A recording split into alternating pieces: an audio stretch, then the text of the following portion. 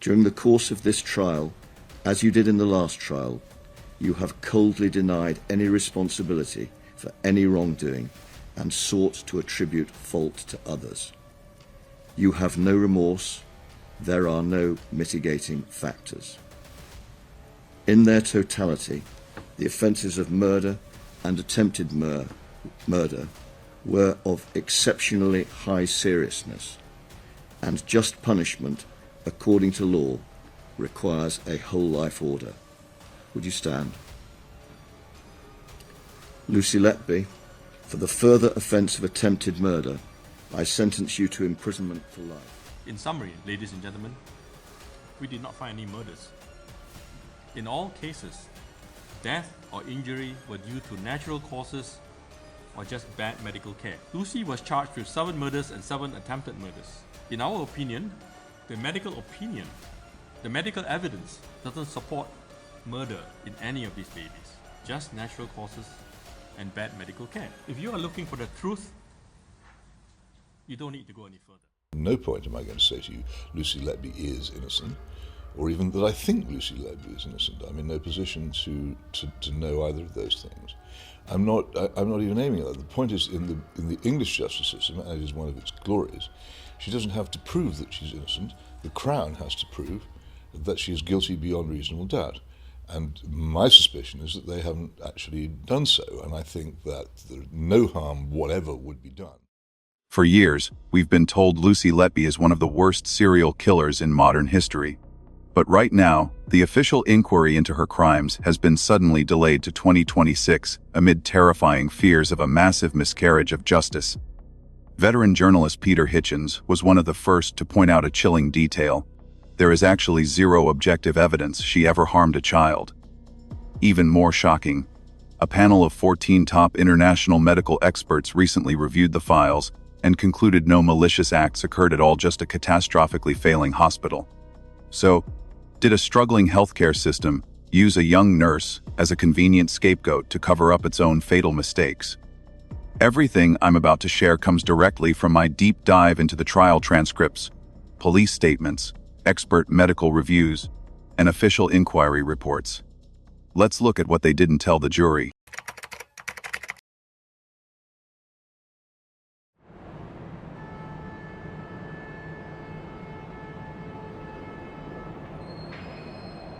When you look at massive, highly publicized cases, especially ones where the media has already painted the perfect villain, it's incredibly hard to detach yourself from the narrative everyone has already accepted as the absolute truth. For years, we've been spoon-fed this horrifying story. We've been told over and over again that Lucy Letby is one of the most cold-blooded, prolific serial killers in modern medical history. The narrative was set in stone. A rogue nurse stalking the neonatal ward, preying on the most vulnerable. Case closed, right? Lock the door and throw away the key. The thing is, right at this very moment, a massive seismic shift is happening behind the scenes, one that could completely flip everything we thought we knew upside down. The Thirlwall Inquiry, a massive public investigation, originally set up with the absolute assumption that Letby was guilty, designed purely to figure out how she managed to commit these crimes, and how the hospital let it happen, just slammed on the brakes. The findings were supposed to be released by the end of November 2025. But out of nowhere, they've been unexpectedly delayed until early 2026. And the reason for this delay isn't some standard bureaucratic red tape. It stems from a growing, terrifying fear creeping through the legal and medical communities, the fear of a massive, historic miscarriage of justice. Think about it for a second. Why would a justice system, which is notoriously stubborn and incredibly reluctant to overturn verdicts, suddenly grind to a halt? What has enough power to force this massive investigative machine to hit the emergency brake? The answer lies in an independent review that recently sent shockwaves through the entire case. Dr. Shu Li, a world-renowned expert in neonatology, alongside a panel of 14 elite international medical experts, took it upon themselves to dig into the medical files. And this is crucial, they weren't hired guns for the defense. They are doctors, scientists, and leading professionals who have dedicated their entire lives to saving tiny, fragile babies. They reviewed the medical notes, the charts, and the data. and after tearing apart the evidence, their conclusion felt like a bucket of ice water thrown directly in the face of the prosecution. They concluded that no malicious acts actually occurred. No foul play, no secret, lethal injections in the dead of night. Instead, what these experts saw in those massive stacks of medical records was a dark, disturbing picture of a healthcare system in total collapse. They pointed out that the neonatal unit at the Countess of Chester Hospital was catastrophically failing. The standard of care was severely substandard. Dr. Shu Lee was blunt about it. He stated on the record that if a hospital ward was operating this poorly in his home country of Canada, it would have been shut down immediately. This statement doesn't just expose the grim reality of what was actually happening inside that neonatal intensive care unit. It begs a much darker, much more terrifying question. Did a struggling, underfunded, and mismanaged hospital system actively use a young nurse as a convenient scapegoat to cover up its own fatal administrative and medical failures? What struck me here was why these brilliant medical minds, some of the busiest and most respected experts in the world, would go out of their way to rip open a closed case if the prosecution's evidence was actually as flawless as they claimed. Dr. Lee literally flew from Alberta, Canada, to London on his own dime just to present his findings. They worked completely pro bono, driven entirely by a disinterested thirst for justice. They had absolutely nothing to gain and no reason to protect a stranger if she truly was a murderer. If the evidence was airtight, 14 independent experts wouldn't have been able to punch massive, fatal holes right through it. If 14 top experts say there was no foul play at all, do you think the jury got the whole truth? Or were they sold a story? Let me know what you think in the comments. The problem is, the prosecution built a case that looked incredibly solid on the surface. They used coincidences, overlapping shifts, and charts to paint a picture of a killer hiding in plain sight. But when you actually strip away the emotion, when you let real medical experts look at the hard medical data, the illusion of a crime spree starts to evaporate. These poor babies lost their lives, yes, but maybe it wasn't because of the hands of an evil nurse. Maybe it was because of the catastrophic incompetence of a system that was supposed to protect them. Right now, the CCRC is actively looking into this potential miscarriage of justice. The fight to clear this case isn't just about one person's innocence. It's about demanding absolute transparency from the people holding the scales of justice. When the Thirlwall inquiry officially delayed its report to 2026, it was the first real crack in the wall of silence. The prison doors might be locked, but this case is far from closed. In fact, the real investigation might just be starting. At the same time, when you step back and look at how a murder trial actually works, the prosecution always needs a weapon. They need to show the jury exactly how the crime was committed. But in the case of Lucy Letby, there was no smoking gun.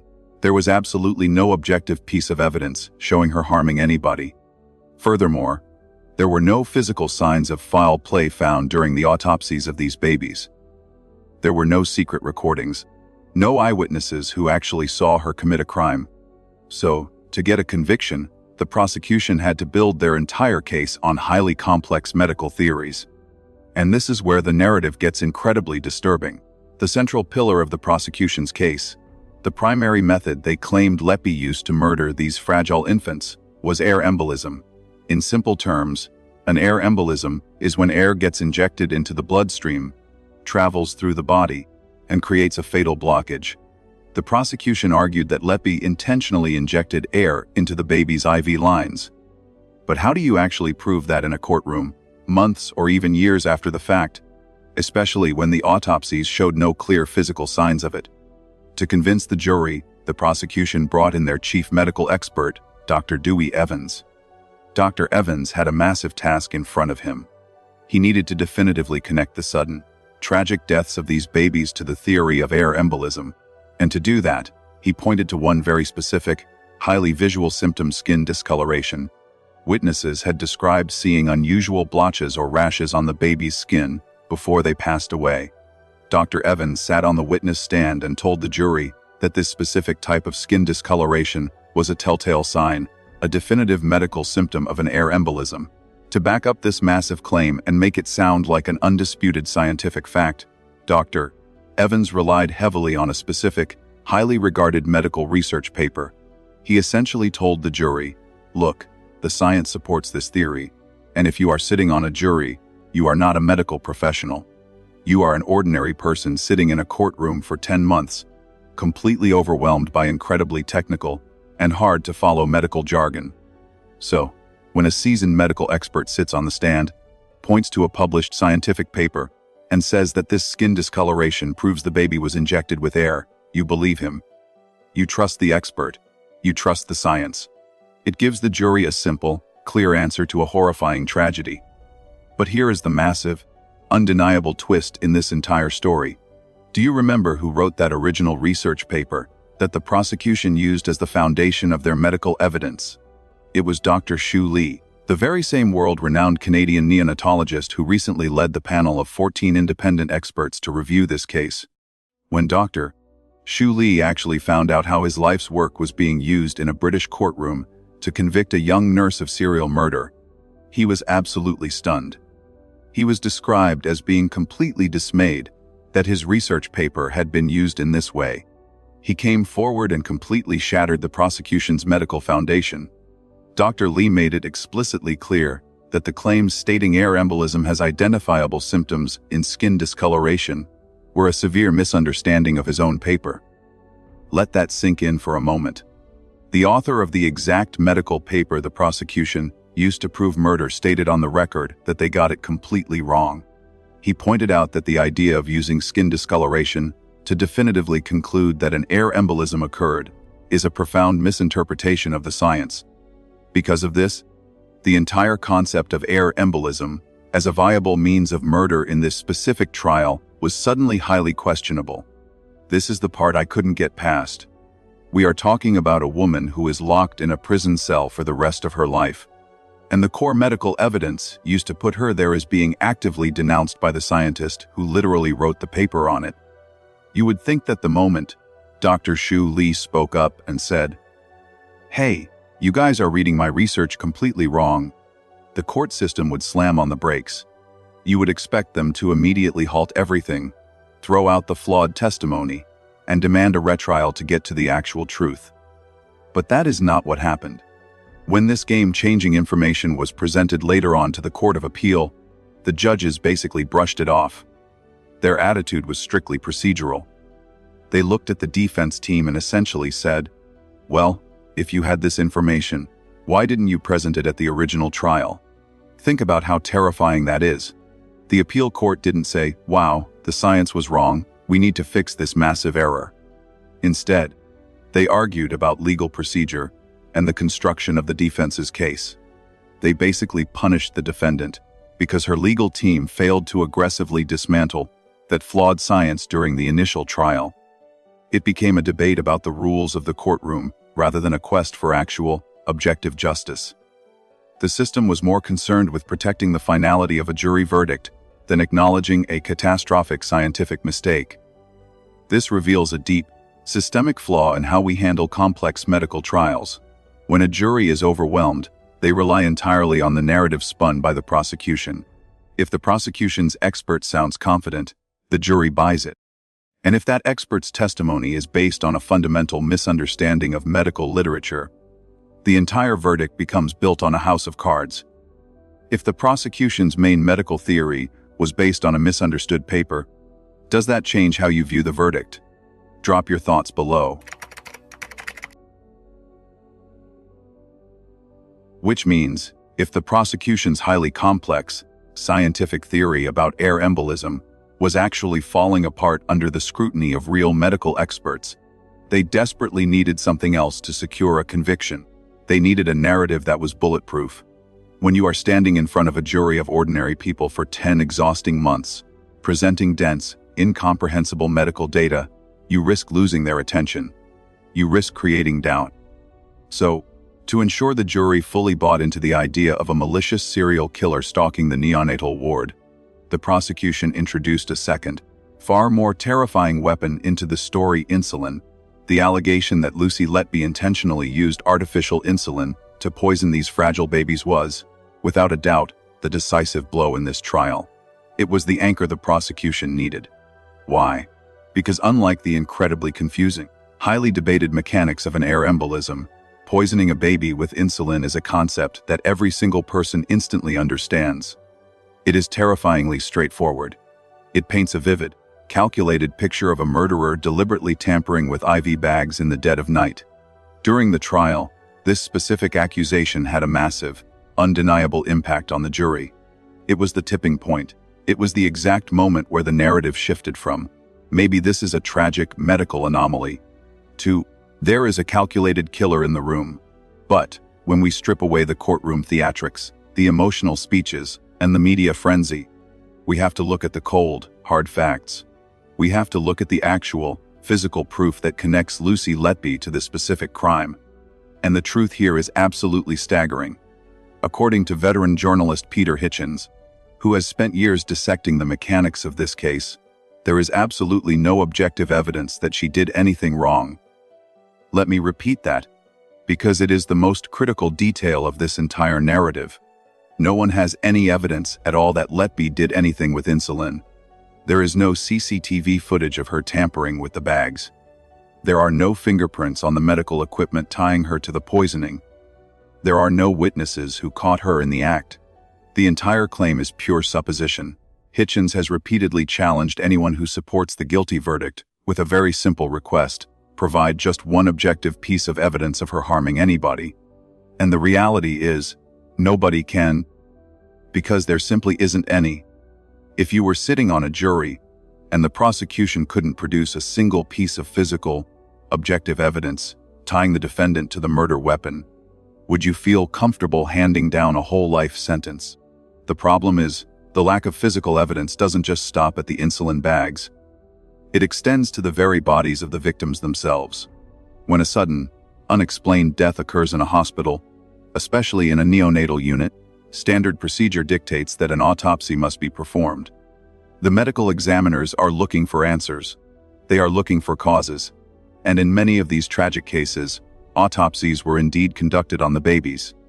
And what did those highly detailed, post-mortem medical examinations reveal? Absolutely no sign of foul play was found. Think about the magnitude of that statement. In a massive, historic serial murder investigation, where a nurse is accused of going on a 13-month killing spree, the autopsies of the victims showed no physical evidence that anyone had intentionally harmed them. No signs of trauma, no definitive forensic markers of a brutal murder. From there, you really have to start questioning the very foundation of the English criminal justice system in relation to this case. To send someone to prison for the rest of their life, based purely on supposition and theories, seems extremely risky. The entire case presented by the prosecution was entirely circumstantial. And this is important. Relying solely on circumstantial evidence is very unusual in a case of this kind. Usually, when you are dealing with multiple counts of murder, the prosecution has a smoking gun. They have DNA, they have a weapon, they have a clear, undeniable physical link between the suspect and the victim. But here, the jury was essentially asked to connect the dots of a spreadsheet and trust the highly debated opinions of a few selected experts. What happened next in the courtroom was a masterclass in narrative manipulation. The defense team, perhaps overwhelmed by the sheer volume of the trial and the emotional weight of the room, was seemingly maneuvered into a devastating corner. They were somehow pushed into accepting the premise that an attempt to poison babies with artificial insulin had actually happened, even if their main argument was simply that Letby wasn't the one who did it. Hitchens openly stated he doesn't believe this premise is true at all. But the moment the defense conceded that a poisoning might have occurred, the trap was sprung. It solidified the idea of a crime in the minds of the jury. So, we are left looking at a terrifying reality. A woman is locked in a maximum security prison cell, condemned to die there, based on an insulin poisoning theory that lacks a single shred of objective proof. The medical autopsies found no foul play. The entire conviction rests on the fragile threads of a circumstantial story. When you remove the phantom of the insulin, and you realize there is a total absence of physical evidence, the entire narrative of the evil nurse starts to crumble. And what is left behind is the horrifying possibility that the jury didn't convict a serial killer, but rather, they convicted a ghost story created to explain the tragic, systemic failures of a crumbling hospital ward. And this is important, because when you strip away the massive media circus and look strictly at how this trial was actually conducted inside the courtroom, things get incredibly dark. A criminal trial is supposed to be a level playing field. It is designed to be a cool, dispassionate, and forensic examination of the facts. But the more you dig into the procedures of the Lucy Letby trial, the more you realize that the jury was sitting inside a pressure cooker of emotion and theatrical manipulation. There were two massive anomalies in this trial, one from the prosecution and one from the defense, that completely shattered the concept of a fair fight. First, let's talk about the prosecution and the witnesses they brought to the stand. In any standard justice system, open justice is a fundamental pillar. You have the constitutional and human right to face your accusers in open court. But in this case, the judge granted lifelong anonymity to an astonishing 9 prosecution witnesses. Let that sink in for a second. 9 prosecution witnesses were allowed to testify from behind a veil of complete secrecy. This is so extraordinary that it literally makes your jaw drop. In the British legal system, granting this level of anonymity is basically unknown outside of major treason cases, high-level spy trials, or severe terrorism charges. You simply do not see this in a trial about a hospital ward. What happens when you do this? It instantly creates a terrifying atmosphere in the courtroom. It gives the jury the immediate impression that they are dealing with a highly dangerous, mafia-level threat, rather than conducting a forensic examination of a 34-year-old neonatal nurse. Before these witnesses even opened their mouths to speak, the extreme level of secrecy subconsciously told the jury, "This woman is so dangerous, these people need to be protected from her for the rest of their lives." It completely destroys the presumption of innocence. It turns a medical inquiry into a high-stakes spy thriller. But, as shocking as that is, what happened on the other side of the courtroom on the defense's side is actually even more baffling. In a massive, 10-month murder trial where the prosecution's entire case relies on incredibly complex, highly debated medical theories about air embolisms and insulin, the defense absolutely must have their own medical experts. You cannot fight medical science with just cross-examination from a lawyer. You need a doctor on the stand to explain why the prosecution's science is wrong. And the defense actually had one. They had a highly qualified expert witness on standby for their side. This medical expert didn't just review the files from afar. He was physically present in the courtroom. He sat there and watched almost every single hour of the trial. He listened to the prosecution's experts, he analyzed their claims, and he was ready to go. What happened next is the single most frustrating mystery of this entire saga. When it was finally time for the defense to present their case, to put their expert on the stand and dismantle the prosecution's narrative, they did nothing. The defense expert mysteriously was never called to testify. Imagine being in that situation. Your life is literally on the line. You are facing a whole life sentence. Your legal team has a medical expert sitting right there in the gallery, ready to poke holes in the very evidence that is about to send you to prison forever. And your lawyers decide to just keep him in his seat. They rest their case without letting the jury hear a single word from him. Why did this happen? We don't know, and honestly, unless the defense team decides to explain it, we probably never will know. Whenever journalists or investigators have reached out to the original defense team to ask why they made this catastrophic decision, they refuse to talk. They remain completely silent on the matter. The thing is, we know for a fact that this expert didn't stay silent because he agreed with the prosecution. He wasn't hiding because he thought Letby was guilty. We know this because after the trial was over, he finally spoke out. He gave a very revealing interview to journalists Jonathan Coffey and Judith Moritz for their book, Lucy Letby Unmasked. In that interview, this defense medical expert made his stance crystal clear.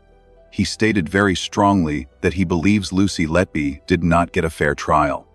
He sat through almost every minute of the proceedings, watched how the medical evidence was presented and manipulated, and walked away convinced that the process was fundamentally unfair. which means the jury was forced to deliberate on the lives of these babies and the life of this nurse, while only having half the story. They were spoon-fed highly controversial medical theories by the prosecution's experts, and they were completely deprived of hearing the counter-arguments from the defense's medical expert. How can any jury reach a safe, reliable verdict when crucial scientific rebuttal is deliberately hidden from them?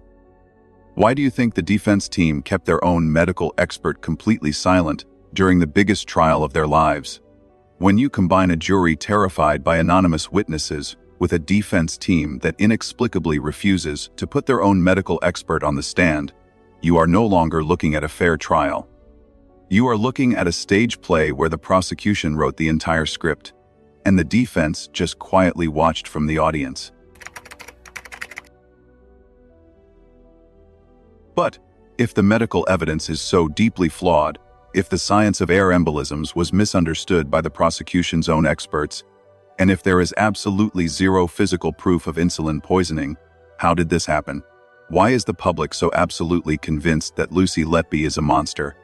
Why did a jury of ordinary people look at this woman and decide she was a cold-blooded serial killer? The answer usually comes down to one single, highly publicized piece of evidence: the sticky notes. If you have followed this case even casually, you have seen them. Every major news outlet, every true crime podcast, every documentary, and every newspaper front page blasted those green and yellow post-it notes across the screen. Specifically, the media hyper-focused on one particular phrase written in capital letters: I am IDDHIS. During the trial, the prosecution held this piece of paper up as their ultimate trump card. They essentially told the jury, you don't need to understand the complex statistical data.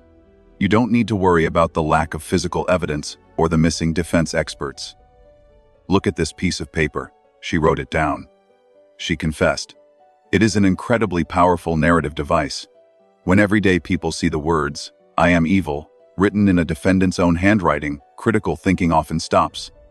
The brain automatically closes the file. It provides a neat, terrifyingly simple answer to a complex medical tragedy. The prosecution successfully framed these notes as the secret, calculated manifesto of a psychopathic killer hiding in plain sight. However, when you step out of the courtroom theater and actually look at the psychological reality of when, how, and why those notes were written, that perfect confession shatters into a million pieces. Let's look at the timeline and the context. Letby wasn't just quietly arrested one day and brought to trial. She was subjected to a prolonged, agonizing period of psychological torment and uncertainty. She was first arrested by the Cheshire police, had her home raided, her privacy stripped away, and was then released. Sometime later, she was arrested a second time, and released again. Then, she was arrested for a third time. Imagine the sheer terror, the constant paranoia, and the total instability of that existence. Every knock at the door, every siren in the distance becomes a source of panic. By the time she was officially charged and her trial began, she had spent a grueling 23 months locked in a prison cell on remand. For nearly 2 years, she was sitting in isolation, accused of being the worst baby killer in British history, completely cut off from the nursing career she had built her entire life around. Veteran journalist Peter Hitchens has been incredibly vocal about this specific piece of evidence, pointing out a massive failure in how the media and the courts interpreted it.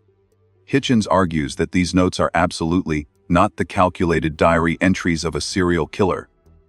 Instead, they are the desperate, chaotic scribbles of a woman whose mind was completely collapsing under the weight of an unimaginable and Kafkaesque situation. At the time she wrote those notes, Letby was suffering from severe, crippling psychological distress. She had been prescribed heavy doses of antidepressants to cope with the overwhelming anxiety, depression, and trauma caused by the ongoing police investigation. Her entire identity as a caregiver was being systematically dismantled. And here is the most crucial piece of context, a detail that was largely buried by the sensationalist headlines. Letby was seeing an occupational health therapist to help her cope with this intense mental anguish. As part of her treatment, her therapist specifically advised her to write down her feelings. She was instructed to take her darkest, most intrusive, and most irrational thoughts, the feelings of guilt, of inadequacy, of being a terrible person, and put them on paper as a way to physically get them out of her head. This is a very standard cognitive behavioral therapy technique used to manage overwhelming anxiety. When you actually look at the full page of notes, rather than just the cherry-picked phrases the prosecution highlighted, it is a complete mess. It is a fragmented, contradictory stream of consciousness. Yes, she wrote, "I am evil, I did this." But on those exact same pages, in the same frantic handwriting, she also wrote, "I haven't done anything wrong. Why me?" And "Police investigation slander discrimination." It is the raw, unfiltered outpouring of a terrified woman who is actively internalizing the horrific accusations being leveled against her.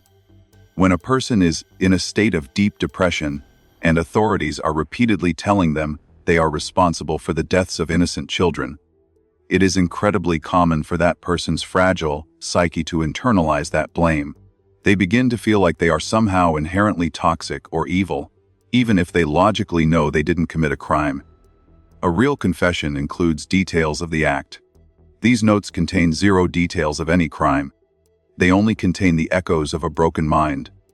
Would you consider a messy therapy journal entry, written during a mental breakdown, a legal confession?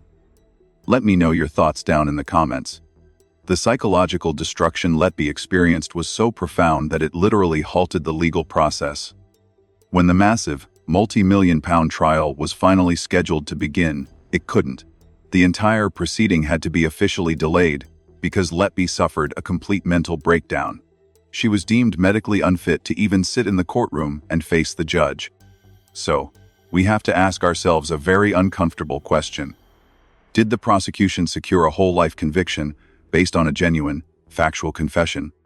Or did they take the private, therapeutic trauma journal of a heavily medicated, deeply depressed woman, isolate a few shocking phrases, and weaponize her mental illness against her? When a justice system relies on a psychiatric breakdown as its primary piece of non-medical evidence, it is no longer proving guilt. It is simply criminalizing a cry for help. What happened next, when the prosecution realized they had absolutely no physical evidence in their hands? No DNA, no security cameras, no fingerprints on any IV bags. Nobody saw any suspicious behavior. They had to find another way to convince 12 people on the jury that the woman sitting quietly in front of them was a monster. And the easiest way to do that, the way that makes the human brain easily surrender and stop asking questions, is to use numbers. They brought into the courtroom a devastating weapon that looked incredibly harmless and scientific, an Excel spreadsheet. If you followed this trial at all, you've definitely seen or heard about that spreadsheet of death.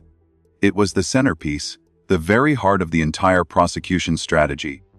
The prosecution projected this spreadsheet onto a massive screen, right in the middle of the courtroom.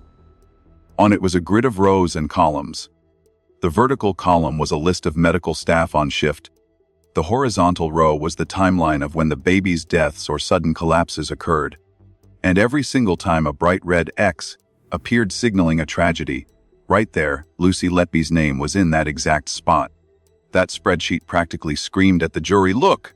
She is always there!" How could this be a coincidence? It looked too perfect, too logical. When you present visual data like that to people without medical or statistical expertise, it creates an incredibly powerful psychological effect. It completely crushes any skepticism. You look at that constant repetition, and your subconscious automatically starts connecting the blind spots to believe there is only one conclusion. This woman is the cause. But this is exactly where the dark truth behind that spreadsheet gets exposed.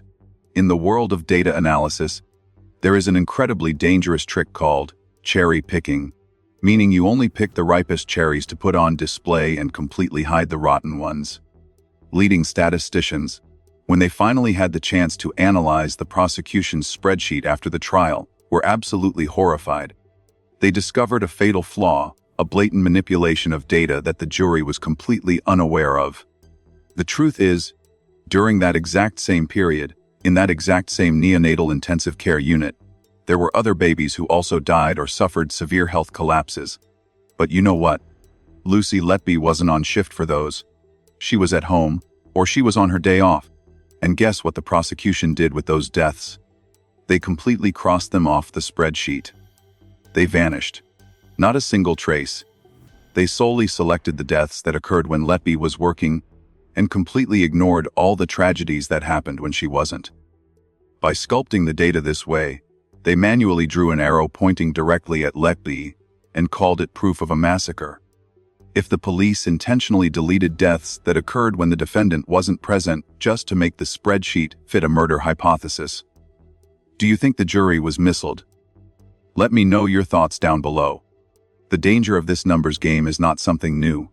The Royal Statistical Society in the UK has repeatedly sounded the alarm about using these kinds of DIY data models in courtrooms. They know very well that when you use flawed statistics to imply causation in a criminal trial, you are pushing an innocent person off a cliff, and the world's legal history has already witnessed the exact same tragedy. Just look over at the Netherlands with the shocking case of nurse Lucy Letby. She too was accused of being a serial killer. She too was dragged into court alongside a death spreadsheet, showing she was always present whenever a patient stopped breathing. The media dubbed her the angel of death. The jury believed the numbers, and she was sentenced to life in prison. But years later, scientists and statistical probability experts stepped in. They proved that the spreadsheet was complete garbage, that these statistical clusters are naturally expected in a hospital environment with a high mortality rate. Lucy Letby was ultimately completely exonerated, but her life had already been permanently crushed behind bars. The Lucy Letby case seems to be driving down that exact same devastating path. The Excel spreadsheet the prosecution threw out there does not prove Letby is a killer. It only proves something much more grounded in reality. This was an overloaded hospital system. In places like that, the most dedicated nurses, the single ones willing to take extra shifts, constantly working overtime like Letby, will naturally be at the hospital more often. And when that hospital is operating below safe standards, a spike in the mortality rate is inevitable. The more she worked, the more likely she was to be standing right next to a tragedy. But the jury couldn't see that bigger picture. They didn't get to hear statisticians explain randomness or systemic failure. They only saw those red texts placed in a very deliberate order. The mathematical trap was set far too perfectly, turning a nurse who was simply there at the worst possible times into a demon, not through any physical evidence, but through the illusion of cherry-picked numbers. Meanwhile, while the jury was being completely overwhelmed by the tangled mess of cherry-picked statistics and complex medical theories inside the courtroom, there was another front that had been quietly deployed a long time ago. A front that didn't take place in front of the judges, but on the pages of newspapers, television screens, and in the minds of the public. That was the media front. To understand why the entire British public so quickly and easily accepted the image of Lucy Letby as a monster, we have to take a step back and look at how the Cheshire Police constructed this narrative. They named their investigation Operation Hummingbird. It sounds gentle, but the way they manipulated information was cold and terrifyingly systematic. Before this historic trial officially began, the Cheshire Police and the Crown Prosecution Service, CPS, did something deeply controversial. They held a series of pre-trial briefings exclusively for journalists and major media outlets. Police briefing the press isn't uncommon, but the way they did it in this case contained fatal flaws for the fairness of the legal process.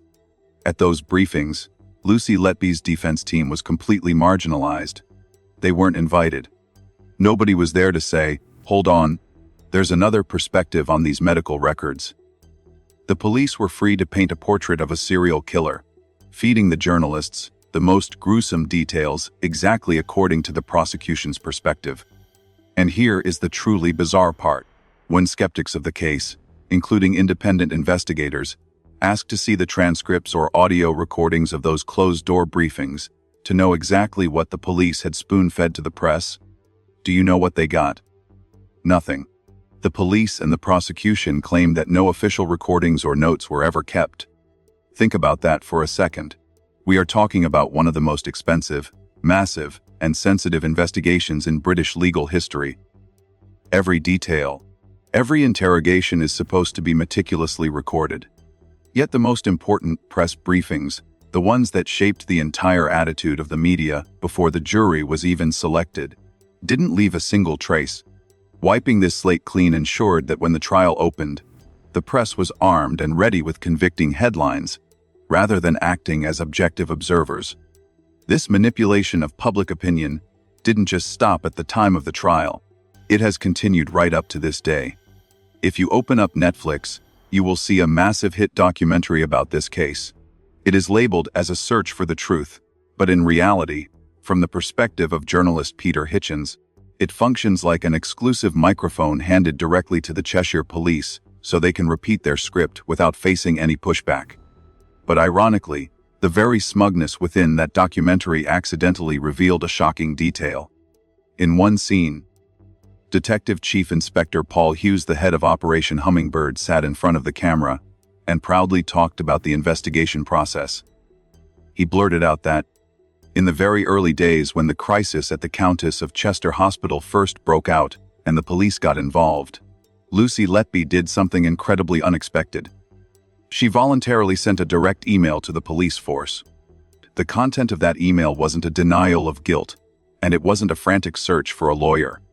She essentially wrote, "I know you are investigating the deaths at the hospital. I was present for most of the shifts when the incidents occurred. Is there anything I can do to help?" Let's stop at this detail. The behavior of a criminal is to hide. When a cold-blooded serial killer knows the police are breathing down their neck, they destroy evidence, prepare fake alibis, or simply maintain absolute silence. They don't voluntarily knock on the police station door and say, "I'm right here at the scene. Do you guys need my help?" Letby's move was the instinctive reaction of a dedicated nurse, someone who genuinely believed there was a problem with the healthcare system and wanted to help the police find the cause. If a suspect voluntarily emails the police offering to help with an investigation, do you think that sounds like a calculated serial killer or just an innocent nurse trying to solve a crisis? What do you think about this action? Let me know down below. When Peter Hitchens, with the sharpness of a veteran journalist, realized the massive weight of this detail, he didn't let it slide. Hitchens immediately contacted the Cheshire Police and asked a very fundamental question. When she sent that email offering to help, how did you respond to it? The answer from a transparent law enforcement agency, one that always prides itself on being thorough and careful, should have been a clear explanation. But no. Faced with Hitchens' question, the police agency responded with just two cold words: no comment. Why no comment? Is it because if they revealed that conversation, the public would see that Letby had no attitude of evasion or concealment? Is it because it would completely shatter the hidden monster image they had worked so hard to build through their closed-door briefings? When an investigating agency refuses to answer questions about details that benefit the accused, they are no longer people searching for the truth. They have become directors desperately trying to protect their own script at all costs. And in that script, Lucy Letby absolutely has to be the villain. Because of that, once you have established a perfect media campaign and silenced all dissenting voices, the next step is no longer an investigation in search of the truth. It turns into a stage, a macabre performance meticulously orchestrated not to prove a crime with forensics, but to manipulate the emotions of 12 people on the jury and millions of television viewers. In the world of criminology, this is called street theater, where images and prejudices are weaponized as lethal substitutes for actual, objective evidence. Let's go back in time to the day Lucy Letby's freedom was officially stripped away. Cheshire Police didn't just casually send a patrol car to knock on her door, read an arrest warrant, and quietly take her away. No. They turned it into an explosive media event. In front of countless camera lenses and pre-tipped reporters, the police didn't just cordon off the house. They brought excavators. They set up forensic tents, and they began digging up Letby's back garden as ostentatiously as possible. Why is this detail so important? Why does journalist Peter Hitchens constantly drill down into this bizarre event whenever he talks about the injustice of this case? Because it was a brutally cruel psychological attack aimed directly at the public's subconscious. When an ordinary British citizen turns on the TV and sees police digging up a back garden, their brain automatically connects to the darkest memories in the country's judicial history. They immediately think of Fred and Rose, West Britain's most notorious demonic couple, who who murdered and buried the bodies of numerous victims right under their floorboards and in their garden. By bringing excavators to Letby's house, the police planted a toxic seed in the viewers' minds. This is not a nurse who accidentally botched a procedure. This is a professional, hidden monster, a replica of Rose West. But what was the truth behind that theatrical display?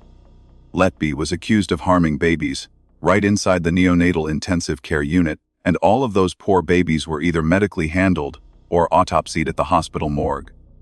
The police knew this perfectly well. They were fully aware that there were absolutely no bodies, weapons, or forensic evidence buried under Letby's lawn.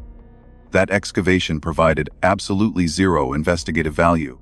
It was purely a carefully calculated stunt designed to frame her as a cold-blooded serial killer before a single medical file was ever opened in court. If the police bring excavators to dig up a suspect's garden knowing full well there are no bodies there, do you think that's an investigative procedure or a stunt to manipulate the jury? What do you think about this? Let me know down below. This manipulation didn't stop at Letby's lawn. It followed her straight into the courtroom. In a murder trial involving highly specialized medicine, what would you expect? You would expect heated debates over heart rate charts, antibiotic dosages, the body's chemical reactions, or how statistical data is analyzed. That is reason. That is science. But the jury didn't get that. Instead of sticking to dry forensic facts, which were already full of massive holes due to the silenced defense expert and the complete non-existence of physical evidence for insulin, the prosecution shifted their attack. They pivoted from science to judging character and attitude. When Letby took the witness stand, she was essentially just an empty shell. You have to remember, this woman had endured 23 months of isolation, had everything stripped from her, was heavily medicated on antidepressants, and had been diagnosed with an incredibly severe mental breakdown. A person suffering from severe PTSD often reacts to the world around them with apathy, numbness, or emotions completely inappropriate for the situation, and the prosecution ruthlessly used that exact numbness as a weapon against her. During cross-examinations that Peter Hitchens described as a very brutal interrogation, the prosecution didn't grill her on the mechanics of air embolisms or medical expertise. They cornered her on morality and emotion. They pointed straight at the trembling woman on the stand and roared devastating questions. Why aren't you crying for these babies? Why are you only crying for yourself? That is not a question meant to find legal truth. That is a targeted strike at the jury's heart. The prosecution knew that when 12 ordinary people are exhausted after months of looking at heartbreaking photos of dead babies, they need a target to vent their anger.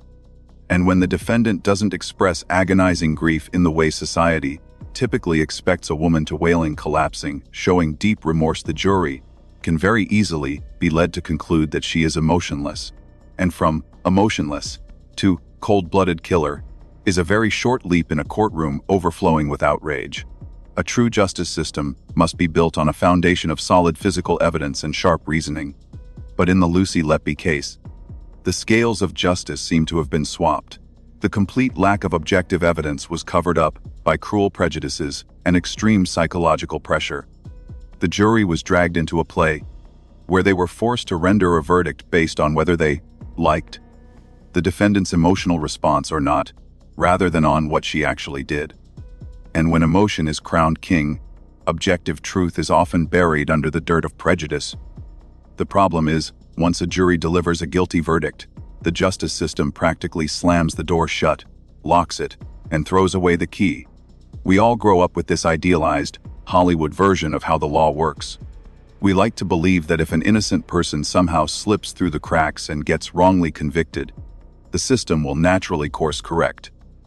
We assume there are endless safety nets, appeals, reviews, heroic judges who will look at the new evidence, realize a terrible mistake was made, and immediately set that person free.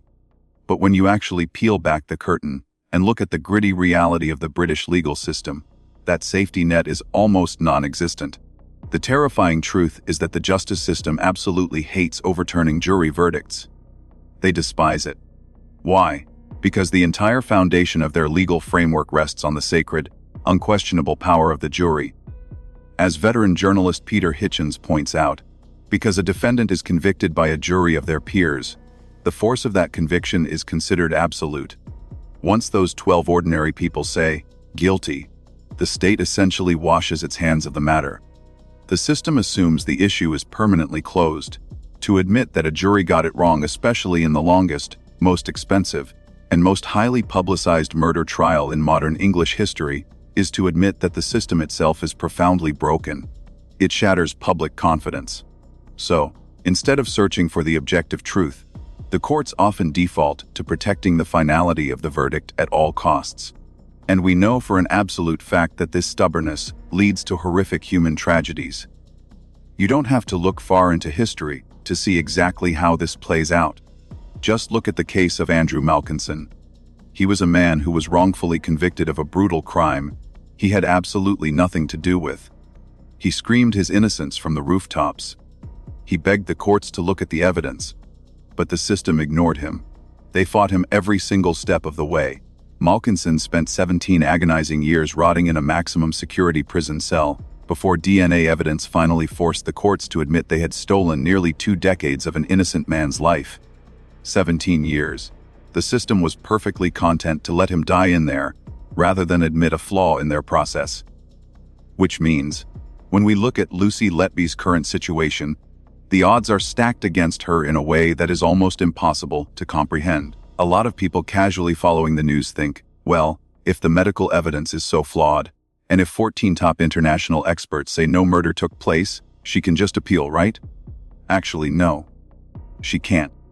Letby has already tried to appeal her conviction. And she hasn't just been denied once, she has been stripped of her right to appeal twice by the panel of judges. And this is important to understand when you go to the Court of Appeal. They are not there to retry the facts of the case. They don't sit there and listen to Dr. Shu Li explain why the science of air embolisms was misunderstood. They only look at legal technicalities. They look to see if the judge gave the right instructions, or if the paperwork was filed correctly. If the procedural rules were followed, they simply do not care if the underlying science was completely garbage. They look at the defense and basically say, you should have argued this better in front of the jury. Case closed.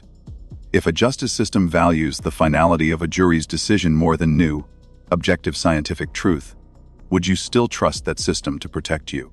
Let me know your thoughts down in the comments. From there, we have to confront the dark, psychological nightmare of what is actually happening to this woman right now. Lucy Letby was handed a whole life order. In the UK, that means exactly what it sounds like. There is no parole hearing in 20 years. There is no time off for good behavior. She will be locked in a concrete box until the day her heart stops beating. It is, in every practical sense, a slow-motion death sentence. Peter Hitchens has spoken incredibly passionately about the deep moral stain this leaves on our society. He argues that the prospect of a potentially innocent person wearing out her days, having her life eaten by the locust year after year, with nobody even interested in giving her another hearing, is simply sickening. If you have even a shred of doubt about the medical evidence, the statistics, or the missing defense witnesses, then watching the state slowly crush the life out of a 34-year-old woman should keep you awake at night. For Hitchens, and for the growing number of legal and medical professionals rallying behind this case, this isn't about defending a monster. This is a pure disinterested thirst for justice. If she is not guilty, the reality of her sitting in a cell right now, completely abandoned by the world, is so frightful, so disgusting, and so intolerable that no civilized conscience can simply look the other way. The problem is, the clock is ticking. Her case is currently sitting with the CCRC, the absolute last resort for miscarriages of justice. But the CCRC is notoriously slow and underfunded. It could take 10, 15, or even 20 years before they make a definitive move to reopen the case. Imagine that. Imagine waking up every single morning for the next 2 decades, knowing you didn't kill anyone, knowing that top scientists agree with you, but the system simply refuses to unlock the door because it's too politically inconvenient to admit they made a mistake.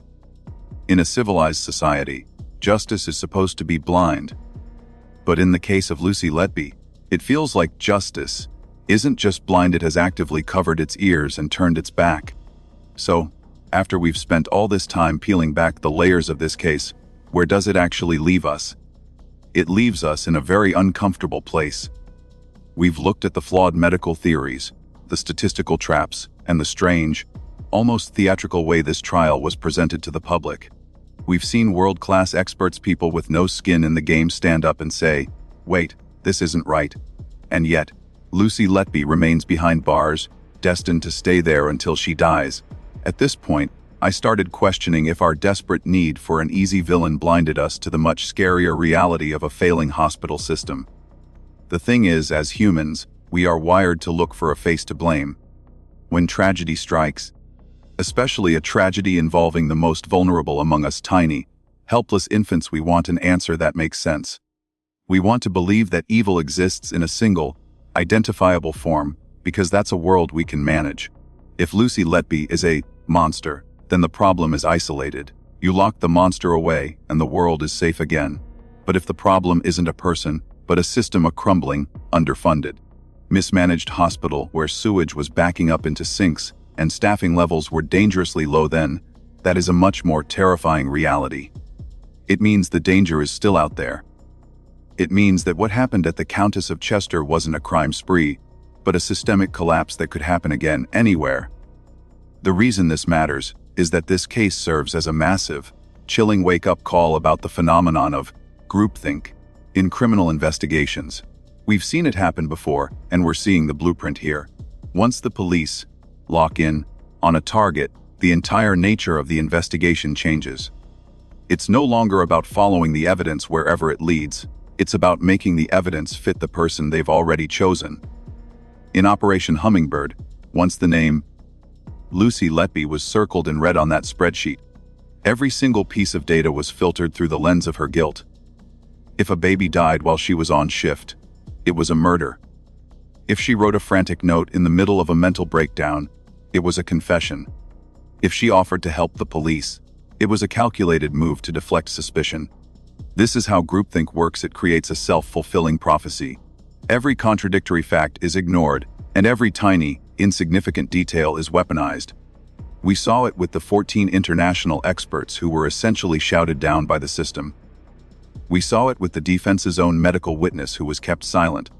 When the people in power, the police, the prosecution, the hospital executives all agree on a narrative, it becomes a juggernaut that is almost impossible to stop. What this case shows us is that small deviations in how we interpret statistics or medical data aren't just technical errors. They are life and death mistakes. A misunderstood research paper on air embolism or a cherry-picked spreadsheet can literally strip a human being of their legal life. We like to think our justice system is a high-tech, foolproof machine, but at its heart, it's still run by people. And people are susceptible to bias, to pressure, and to the desperate need to provide a win for a grieving public.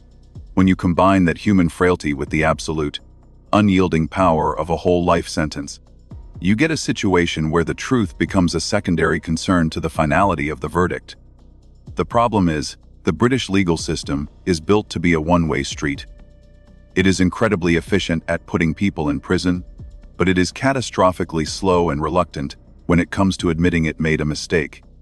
As Peter Hitchens has argued so many times, the idea of an innocent woman wearing out her days in a concrete box, watching her life be eaten away year after year while the system simply refuses to listen, is something that should keep every civilized person awake at night.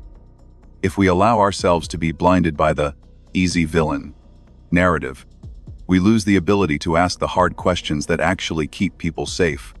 Which brings us to where we are right now. The public has been sold a story of a calculated killer. But beneath that story is a mountain of medical gaps, silenced experts, and unanswered questions. We are left looking at a verdict that feels increasingly fragile the more you look at the actual science behind it. I want to hear what you guys think. Based on these medical gaps and the silent defense expert, did the jury get it right, or are we looking at one of the biggest miscarriages of justice in history? Let me know down below. It's easy to just move on. The headlines have faded, and the public has mostly accepted the "evil nurse" label. But the journey to the truth isn't always a straight line, and it certainly isn't always fast. we have to ask ourselves if we are comfortable living in a society where, maybe, is enough to take away someone's life forever. The thing is, the clock is still ticking. We are now heading toward the early months of 2026. All eyes are on the Thirlwall inquiry. This was the investigation that was supposed to just rubber stamp the verdict and look at lessons learned.